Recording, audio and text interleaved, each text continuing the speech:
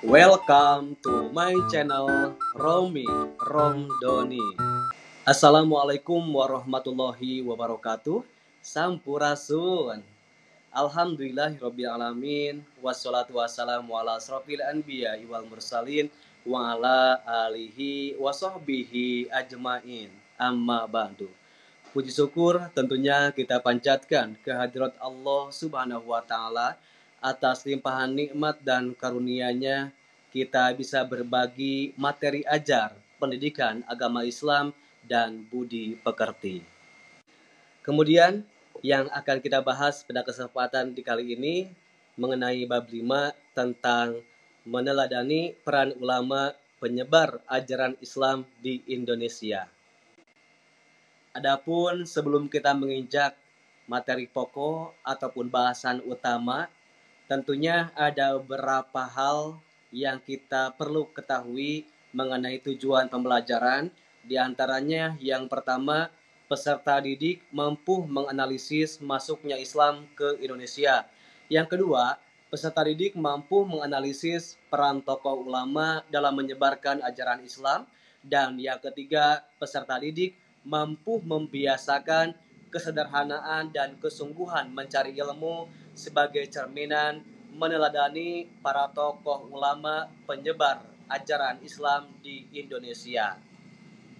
Langsung saja kita masuk ke bahasan pokok materi utama masuknya agama Islam di Indonesia yang terdiri dari 5 teori. Yang pertama ada teori Gujarat, yang kedua ada teori Mekah, kemudian juga yang ketiga ada teori Persia, yang keempat teori Cina, dan yang kelima ada teori maritim.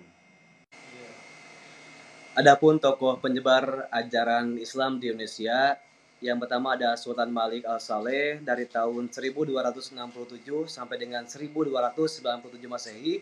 Kemudian ada Sultan Ahmad dari 1326 sampai dengan 1348 Masehi.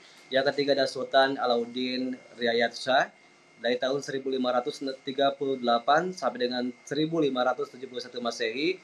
Yang keempat ada Wali Songo dari tahun 1404 sampai dengan 1546 Masehi. Yang kelima ada Sultan Alauddin.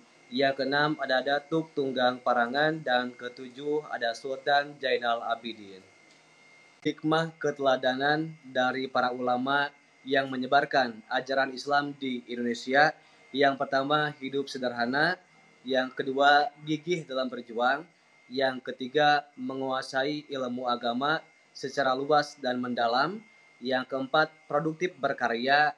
5, sabar. 6, menghargai perbedaan. Dan yang ketujuh, berdakwah secara damai. Adapun hikmah keteladanan dari para ulama yang menyebarkan ajaran Islam di Indonesia. Yang pertama, hidup sederhana. Yang kedua, gigih dalam berjuang. Yang ketiga, menguasai ilmu agama secara luas dan mendalam. Yang keempat, produktif berkarya. 5, sabar. 6, menghargai perbedaan. Dan yang ketujuh, berdakwah secara damai. Demikianlah materi singkat ini yang dapat saya sampaikan. Mohon maaf atas segala kekurangannya. Terima kasih kami haturkan. Semoga berkah, semoga bermanfaat. Burung Irian, burung cendrawasih, cukup sekian dan terima kasih. Wassalamualaikum warahmatullahi wabarakatuh.